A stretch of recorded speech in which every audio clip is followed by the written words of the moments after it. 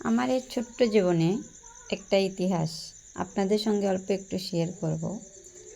তা আপনারা যদি নতুন হয়ে থাকেন আমার ভিডিওতে একটি লাইক, কমেন্ট আর একটা সাবস্ক্রাইব দিয়ে নতুন নতুন ভিডিও দেখার জন্য আমার পাশে থাকবেন। তো গল্পটা হলো, আমার যখন 14 বছর বয়স তখন আমার বাবা বিয়ে দেয়। অনেক সম্পদ, ছেলে সুন্দর, কিন্তু ছেলের বয়স ছিল না। তারপরে বিয়ের পরে আমার হাজব্যান্ডেরও তেমন বয়স ছিল না, আর ওর বাবা ছিল না। সংসারের দায়িত্বটা ওকে পালন করতে হতো। তো ওরা 3 ভাই, আমার শাশুড়ি আমার মধ্যেই খায়। তো আমার শাশুড়ি মাঝে মধ্যে অনেক অসুস্থ হয়, তখন কেউ দেখে না। আমার হাজব্যান্ডকে বলে যে বাবা আমার চিকিৎসা কর, আমার যে জমি আমি তোরে দিয়ে দেব।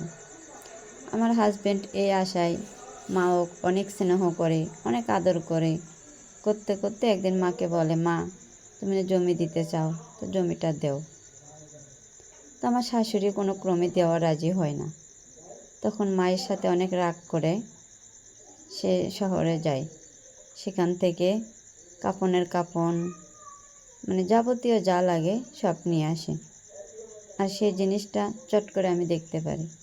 তারপরে আমার চাচি শাশুড়িকে বলি, যাও বলি, ওরা সবাইকে বলে। গ্রামের মানুষ সবাই এসে অনেক ভিড় জমায়, কাপনটা দেখি। তারপরে আমি কাপড়টা ভালোভাবে রেখে দিই।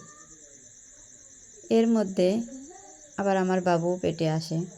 তখন একদিন আমার শাশুড়ি বলে, আচ্ছা ঠিক আছে তুই জমিটা নি। তখন আমার শাশুড়ির থেকে সে জমি 20 শতক জমি সে নিয়ে নেয়। নেওয়ার পরে আমার বাবু হয়, তখন আমি ছোট্ট একটা চাকরি করি, আমার হাজব্যান্ড দোকান করে।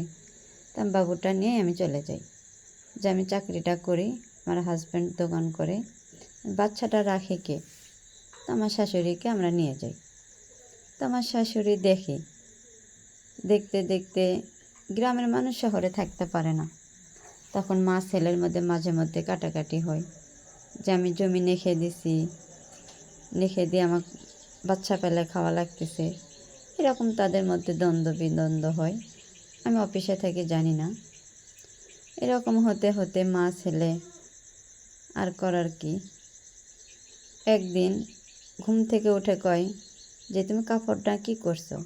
আমি বলি কাপড়টা রেখে দিছি মাগের ওখানে। কয় কাপড়টা থিয়ে দিও, অনেক দরকার লাগতে পারে। তারপরে আমি অফিস থেকে এসে দেখি সে নাই।